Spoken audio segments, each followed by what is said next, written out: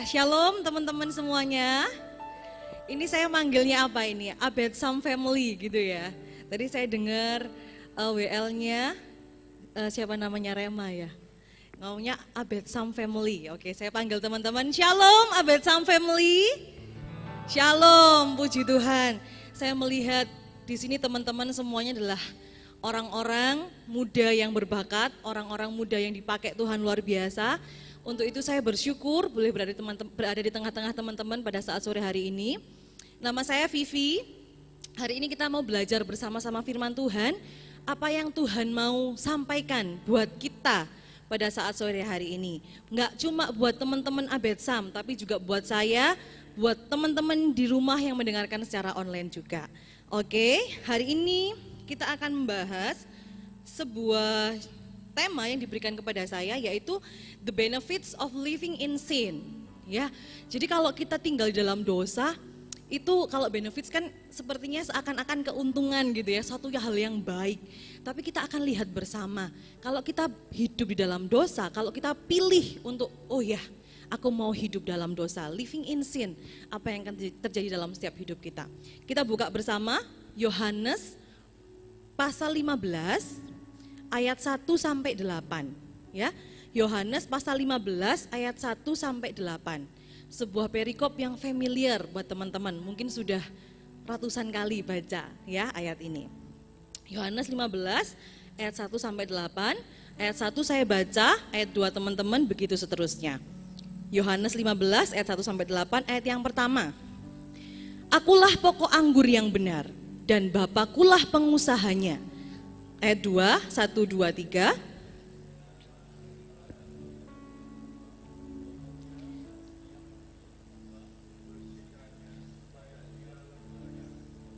Tiga, kamu memang sudah bersih karena firman yang telah kukatakan kepadamu. Ayat 4, 1, 2, 3.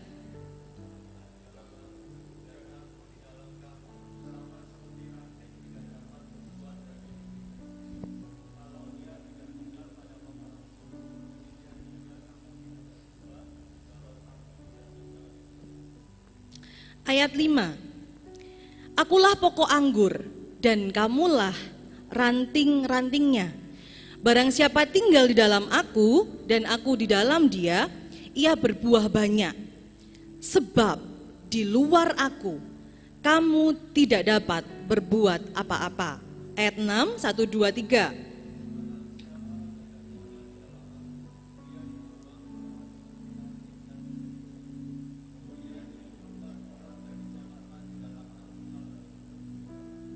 Ayat 7, jikalau kamu tinggal di dalam aku dan firmanku tinggal di dalam kamu, mintalah apa saja yang kamu kehendaki dan kamu akan menerimanya. Ayat 8, 1, 2, 3.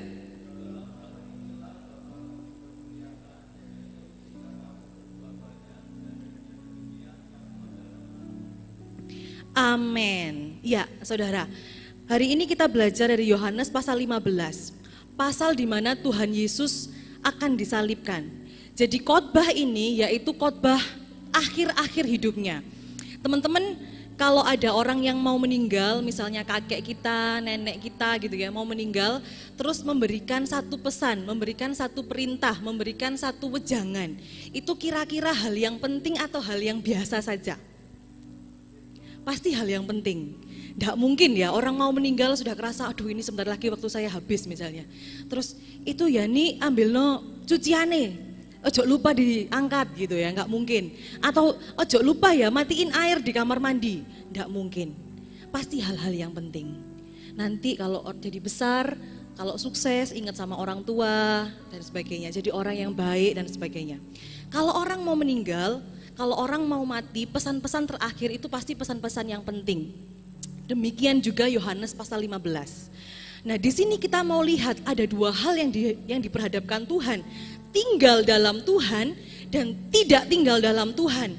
Apa yang terjadi kalau kita tinggal dalam Tuhan dan apa yang terjadi kalau kita memilih untuk menjadi ranting yang kering, ranting yang meninggalkan Tuhan, ranting yang tidak melekat kepada Tuhan, ranting yang memilih untuk mencicipi terus, mau hidup dalam dosa. Saudara, teman-teman semua, saya nggak bilang kita semua kebal dosa gitu ya. Saya sudah nggak bisa jatuh dalam dosa, saya sudah kudus gitu seperti malaikat. Tidak, kita semua bisa jatuh dalam dosa.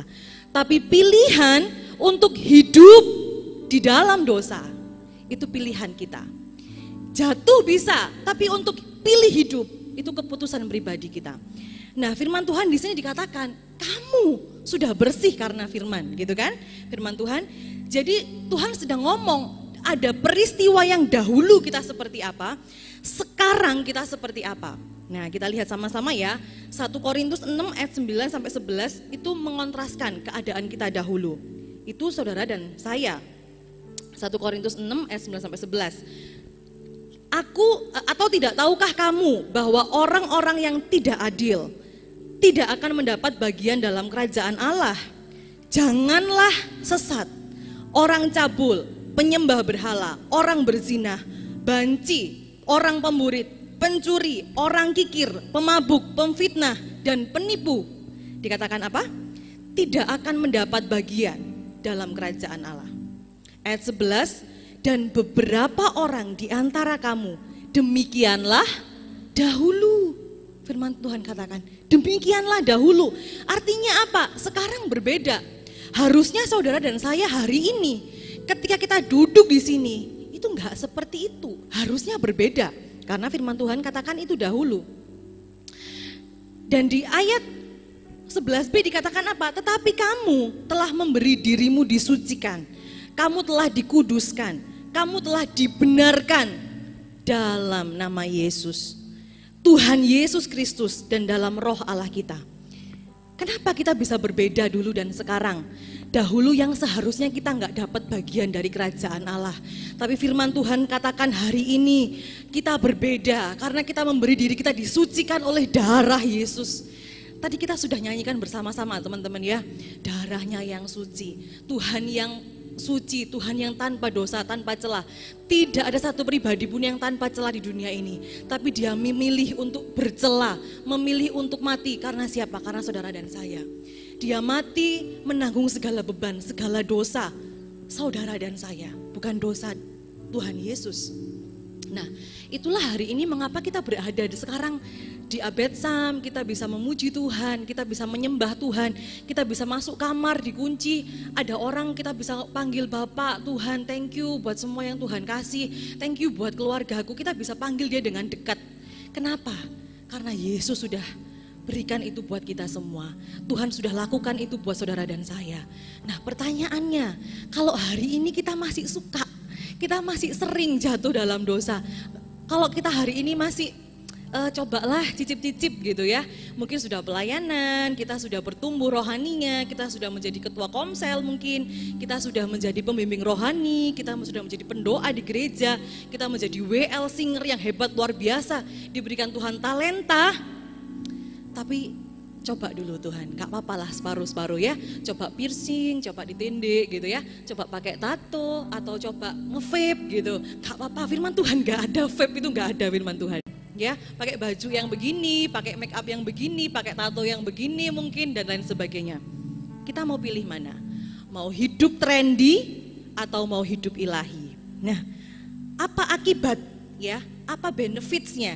Kalau yang kita dapatkan ketika kita masih suka mencicipi dosa.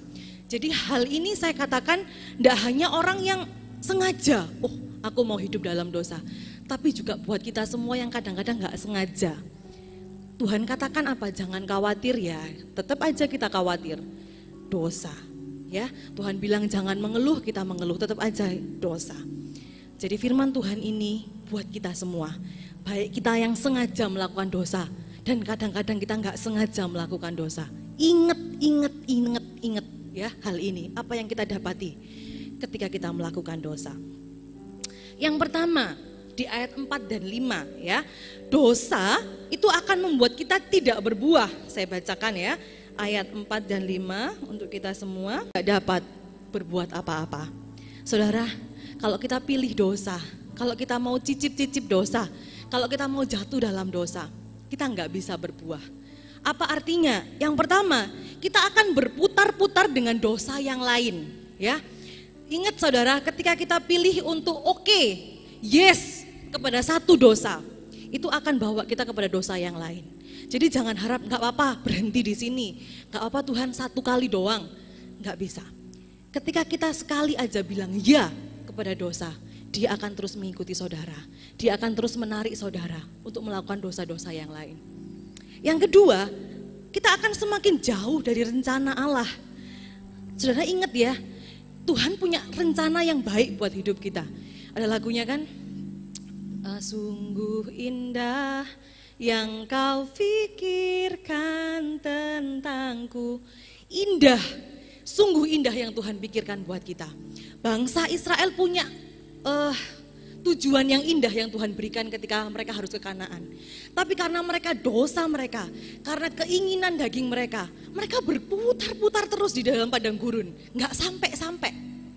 Saya pasti, kita semua tahu, pasti kita rindu ya, ketika Tuhan punya rencana yang indah dalam hidup kita, kita pasti segera mencapai itu, menyenangkan Tuhan, mencapai yang terbaik dalam hidup kita untuk Tuhan. Jangan sampai karena kita memilih dosa kecil, satu dosa, itu semakin jauh dari rencana Tuhan. Yang akhirnya membawa apa? Kita nggak akan capai destiny yang Tuhan tetapkan dalam hidup kita. Itu tidak akan pernah kita capai. Ya, dosa itu artinya meleset, melenceng dari kehendak Tuhan. Jadi jangan kaget kalau misalnya kita lakukan pekerjaan, kita lakukan sekolah, kita lakukan kuliah, kita lakukan hidup dalam keluarga itu kacau, ya. Jangan kaget kalau pekerjaan kita kacau, jangan kaget kalau hubungan relasi kita dengan sesama kita, dengan pacar kita, dengan sahabat kita rusak. Jangan kaget kalau pekerjaan kita kacau, sekolah kita kacau, keluarga kita berantakan, usaha kita berantakan, bahkan masa depan kita suram. Jangan kaget, karena itu pilihan kita untuk oke sama dosa, untuk yes sama dosa, setuju sama dosa. Tidak akan ada harapan, tidak akan dapat berbuat apa-apa, firman Tuhan katakan. Semuanya sia-sia, semuanya kegagalan dan kesia-siaan, tidak dapat berbuat apa-apa, ayat 5. Jadi kalau kita pilih untuk di luar Tuhan, kita pilih dosa, terus kita berharap pekerjaan saya sukses, kita berharap kuliah saya sukses, kita berharap keluarga kita harmonis, jangan harap saudara. Hari ini, kalau kita mau jadi berkat buat keluarga kita mau jadi berkat buat perkuliahan, kita mau sukses jadi orang yang luar biasa dipakai Tuhan, hentikan dosa. Jangan bermain-main dengan dosa, jangan incip-incip dengan dosa. Satu kali kita iya, itu akan terus menarik kita. Ada 3 aspek yang sia-sia dalam hidup kita kalau kita oke kepada dosa. Relasi kita dengan Allah itu pasti akan jauh ya, saya nggak bilang hancur, pasti akan jauh. Buktinya apa? Teman-teman, kalau teman-teman berdosa satu aja, misalnya bohong, teman-teman bisa nggak doa dengan nyaman? Gak bisa ya, gak enak rasanya datang sama Tuhan. Kalau kita dosa satu aja, enak nggak kita datang ke gereja terus angkat tangan nyembah Tuhan, tapi dalam hatinya, aduh aku sih benci sampai orang itu gitu ya. Itu susah. Hubungan kita dengan Tuhan pasti akan renggang. Itu yang menyebabkan kita nggak bisa lihat rencana Tuhan dalam hidup kita yang indah. Itu nggak bisa kita lihat. Ya, yang kedua, relasi dengan sesama kita juga akan hancur karena keegoisan kita, karena dosa kita, karena pilihan-pilihan kita. Yang ketiga, citra diri. Jadi jangan kaget juga kalau kita berdosa, satu kali dosa yang kecil atau besar, terus diintimidasi oleh iblis. Pernah saudara ya, teman-teman pasti pernah ya. Kita sudah nggak berdosa, kita sudah bertobat, kita sudah meminta ampun sama Tuhan, tapi diintimidasi sama iblis. Kamu pembohong, ingat nggak kamu sudah bohongi mamamu 2 tahun yang lalu. Kamu pernah berzina, kamu pernah mencuri, kamu pernah ngomongin temanmu yang padahal nggak seperti itu, yang akhirnya dia dikeluarkan dari sekolah, misalnya dia dijauhi teman-temannya. Ingat nggak, kamu orang yang seperti itu. Citra diri kita akan hancur satu kali kita berdosa. Ya, gak perlu banyak-banyak untuk menghancurkan kita, saudara. Iblis itu gak perlu banyak kali untuk susah-susah untuk menghancurkan kita. Satu kali saja kita oke dengan dosa, habis. Ya, habis. Ingat, relasi dengan Tuhan hancur, relasi dengan sesama hancur, citra diri kita hancur. Kalau citra diri kita hancur, kita nggak bisa lihat berharganya diri kita. Kita jadi orang yang minder, kita jadi orang yang mungkin hidupnya sembarangan. Karena kita nggak bisa melihat diri kita ini mulia, diri kita ini berharga, diri kita ini ciptaan yang terbaik yang Tuhan pilih. Bahkan Tuhan sudah angkat saudara dan saya sebagai anak-anaknya. Coba lihat kanan kirinya, katakan di wajahmu ada kemuliaan raja.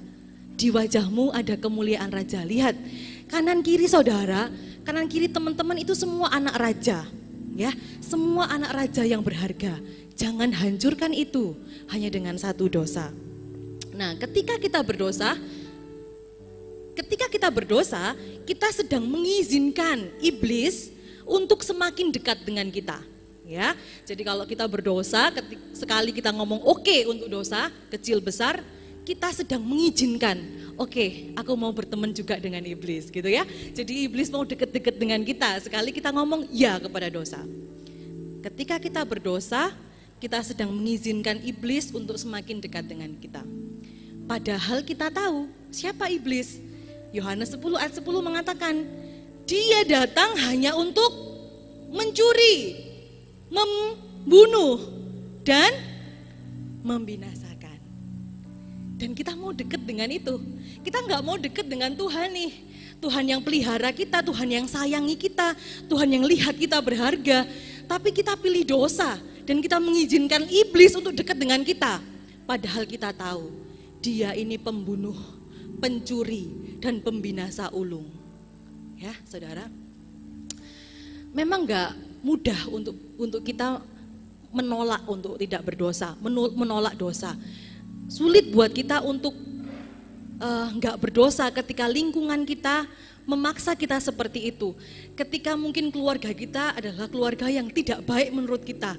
Susah untuk kita nggak marah-marah, susah untuk kita nggak bentak mama, nggak bentak papa, susah untuk kita taat kepada atasan kita yang kita tahu dia nggak adil. Itu susah saudara. Tapi mari kita minta pertolongan Tuhan ya. Kita hanya bisa bergantung kepada Tuhan. Saya percaya Tuhan Yesus itu tidak hanya mati untuk kelemahan, untuk penyakit fisik kita. Ada orang yang sakit keras Tuhan sembuhkan karena dia percaya dengan Yesus. Saya percaya tidak hanya itu. Tapi satu penyakit yang tidak dapat disembuhkan oleh siapapun. Apa itu? Dosa. Termasuk dosa kita. Coba sekarang kita pikirkan. Kalau masalah sakit fisik ada dokter, betul ya? Minum obat, ada orang yang bekerja di farmasi, ada apoteker, mereka mengerti, paham. Kalau kita sakit kejiwaan, ada siapa? Ada psikiater, ya, ada psikolog yang membantu kita. Kalau kita sakit finansial misalnya, ada siapa? Ada ekonom, ada orang-orang yang bisa kita ajak ngomong gimana caranya mengelola uang. Tapi dosa, nggak ada satu pribadi pun yang bisa tolong kita. Kecuali Tuhan Yesus Kristus. Beri tepuk tangan buat Tuhan kita yang dahsyat. Nah, Tuhan yang sama itu bisa tolong saudara dan saya. Kapanpun saudara dan saya butuh pertolongan Tuhan, dosa ini terus menarikku, dosa ini terus mengikatku. Aku nggak bisa untuk nggak marah, aku nggak bisa untuk nggak membentak, aku nggak bisa untuk pingin sekali aku nggak ngikuti teman-temanku yang pergaulannya buruk, pingin sekali aku untuk nggak ke klub malam, pingin sekali aku untuk menyenangkan Tuhan, tapi ini susah. Datang sama Tuhan saudara. Yesus tetap Yesus yang sama, Allah yang sama, yang buka tangannya, panggil saudara, ayo pulang. Ayo pulang, ayo kembali. Jangan sampai terjerumus lebih dalam lagi. Nanti kita akan bahas yang kedua. Apa benefits yang kita dapatkan ketika kita berdosa? Ya, Yesus mati tidak hanya untuk kelemahan dan sakit penyakit kita. Dia mati untuk penyakit yang tidak seorang pun dapat menyembuhkannya. Dosa.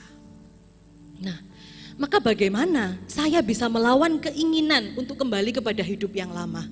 Saya percaya teman-teman di sini semua sudah hidup baru. Berpikir, kenapa ya Tuhan Yesus itu kok mati, meninggal, disalib di usia 33,5 tahun, sekitar umur itu. Kenapa? Kenapa kok enggak meninggal di umur 2 tahun aja disalib? Kan tujuannya untuk menebus kita, betul ya?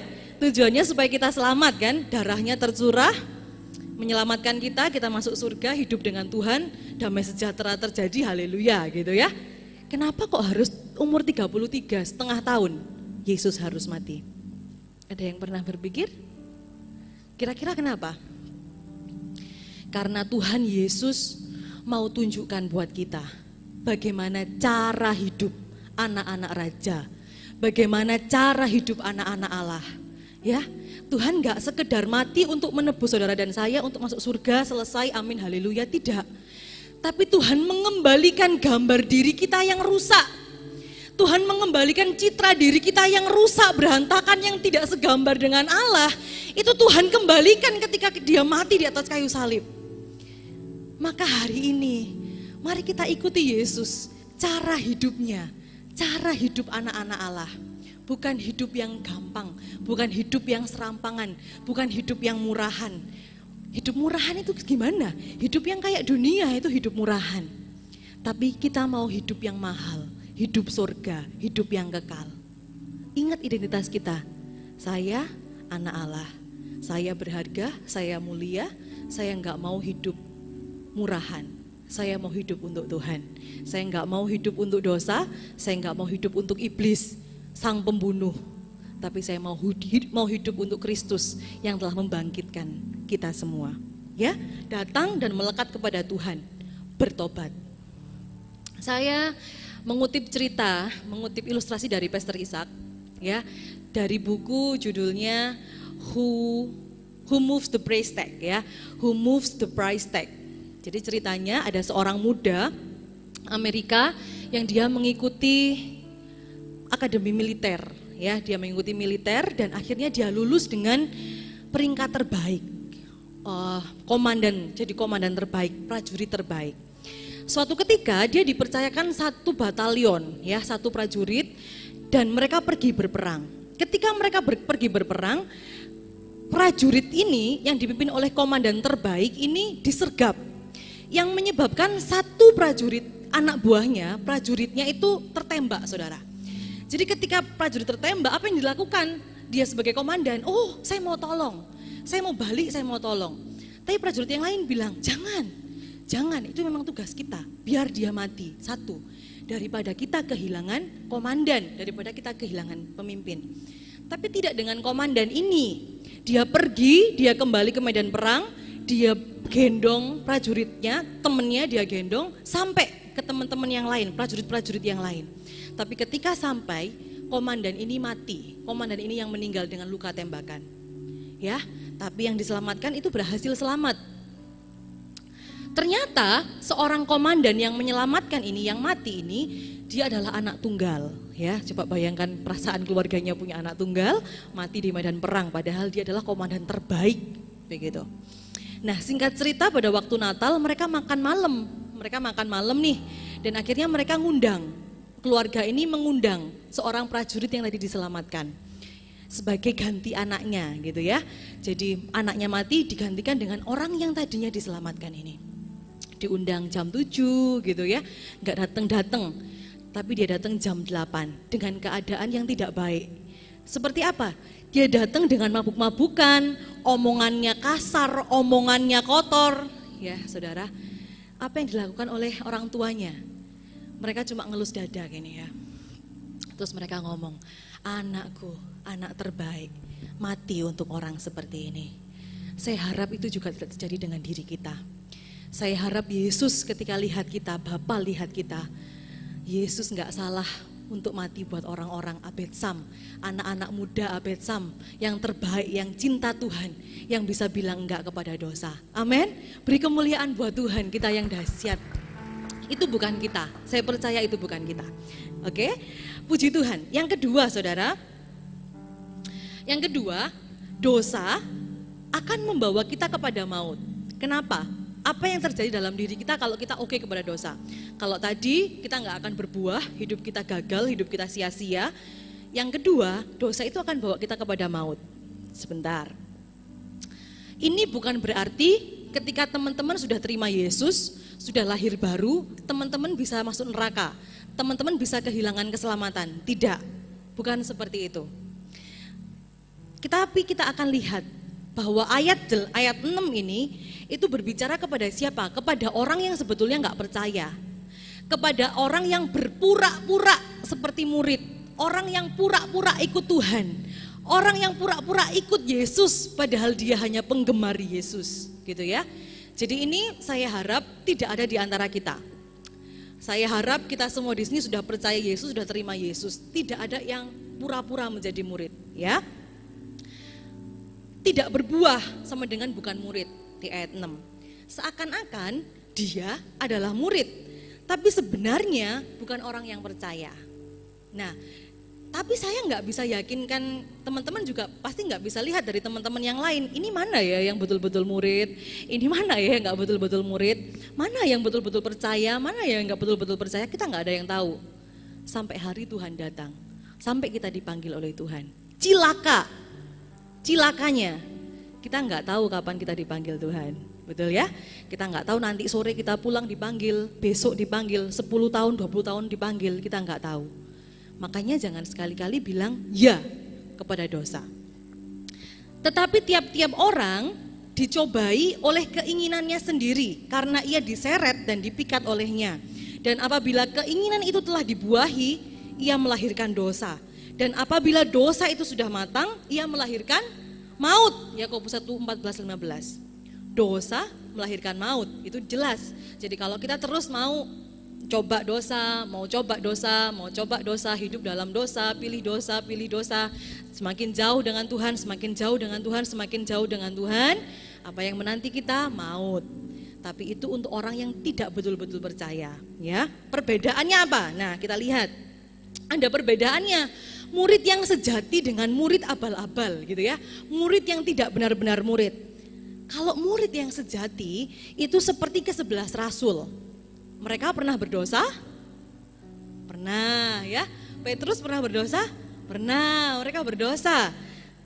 Tapi mereka seorang pengikut Yesus. Mereka bertobat. Itu adalah bukti mereka benar-benar percaya dan mereka bertumbuh. Setelah mereka bertobat, mereka melayani Yesus sampai mereka mati. Betul ya? Itu murid yang sejati. Tapi murid palsu yang dikatakan seperti ayat 6 ini, yang akhirnya dia akan dibakar dalam perapian, dia akan masuk ke dalam neraka, itu adalah murid yang palsu. Seperti siapa? Seperti Yudas. Jadi Yudas itu bukan murid yang sejati. Dia adalah seperti murid, seakan-akan murid ikut Tuhan, ikut melayani, masuk dalam pelayanan. Tuhan kemana ikut, doa ikut gitu ya. Bahkan dia memegang jabatan khusus dalam pelayanan. Tapi dia bukan murid yang sejati. Dia hanya penggemar Yesus seperti orang-orang yang lain. Seperti orang-orang ketika Yesus datang, Hosana, Hosana gitu ya. Beberapa hari kemudian mereka katakan apa? Salibkan dia, orang yang sama. Bukan pengikut Yesus yang sejati, dia hanyalah penggemar Yesus. Tidak benar-benar percaya. Apa buktinya? Buktinya apa kalau Yesus ini bukan murid yang sejati? Tuhan Yesus sendiri mengatakan di Yohanes 6 ayat 64, saya bacakan buat kita semua.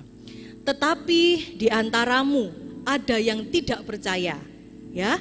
Sebab Yesus tahu dari semula siapa yang tidak percaya dan siapa yang akan menyerahkan dia. Jelas. Jadi bukan semua orang yang ikut Yesus itu pasti murid Yesus. Jadi bukan barang siapa yang ikut Tuhan kemanapun, ikut pelayanan itu pasti murid sejati. Belum tentu. Ya saudara, ada murid yang palsu. Yang apa? Ya oke terus dengan dosa, kompromi terus dengan dosa, yes terus dengan dosa. Karena dia bukan pengikut Tuhan. Salah satu bukti kita benar-benar percaya kepada Yesus adalah membenci dosa yang olehnya Yesus telah mati bagi kita. Kita tidak mungkin mengasihi sesuatu yang paling dia benci, betul? Jadi bedanya apa? Kalau kita mau koreksi diri kita, saya ini sudah betul-betul menjadi murid yang percaya atau enggak? Kalau kita menjadi murid yang sejati, kita murid Tuhan yang sejati, kita bisa jatuh dalam dosa, bisa saudara, kita enggak kebal. Tapi grafik kehidupan kita itu pasti naik, tidak akan terus sama, enggak mungkin sama Tuhan buat kita semua hari ini. Tuhan panggil kita hari ini, Tuhan buat kita semua hari ini. Tuhan panggil kita hari ini, bertobat, berhenti, bilang tidak dengan dosa. Ya saudara, pertobatan tidak pernah mencobai dirinya sendiri dengan sengaja menjatuhkan diri kita kepada dosa. Itu yang pertobatan sejati. Enggak mudah untuk melakukan firman Tuhan, tidak mudah untuk menjadi sempurna seperti yang Tuhan mau. Tapi kita punya Tuhan yang besar. Kita punya Roh Kudus dalam diri kita yang lebih besar dari apapun. Tidak hanya lebih besar daripada kuasa kegelapan gitu ya, perdukunan, setan-setan yang kita lihat di film-film misalnya, dari yang gelap-gelap.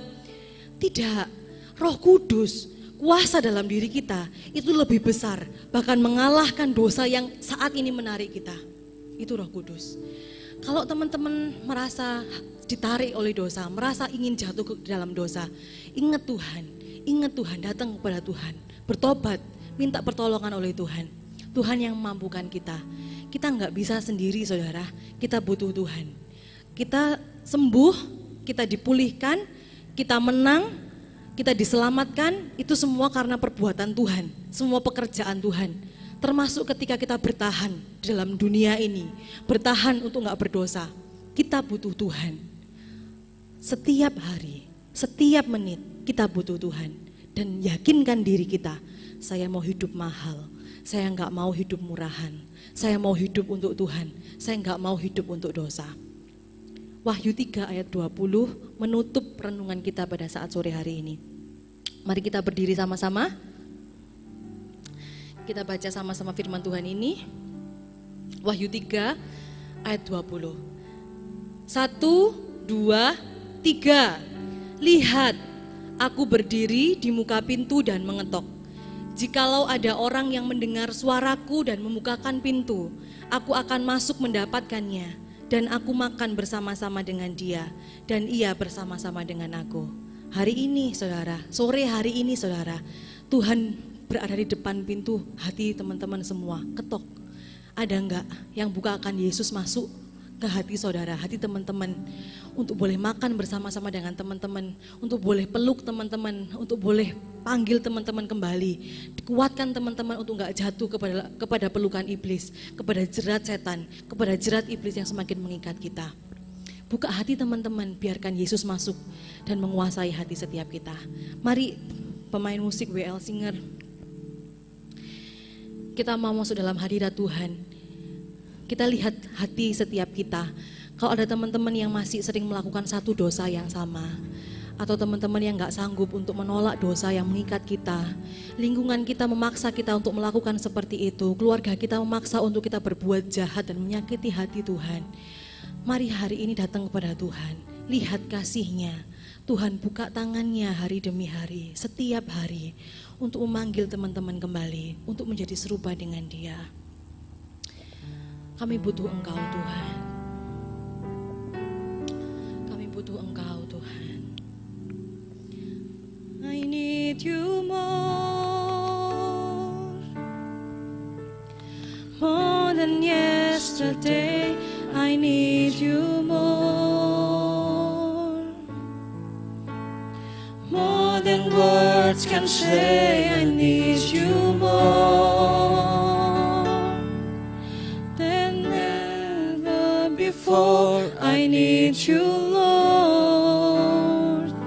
I need you, Lord. I need you more. I need you more. Ungkapkan isi hati kita di hadapan Tuhan. More than yesterday. I need you more, God. More than words can say. I need you more, God, Than ever before. I need you, Lord. I need you, Lord.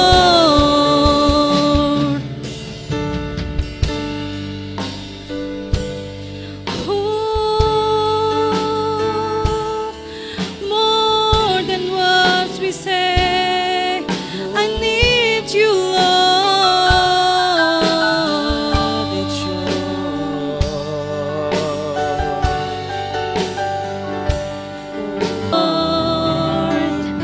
I need you, Lord.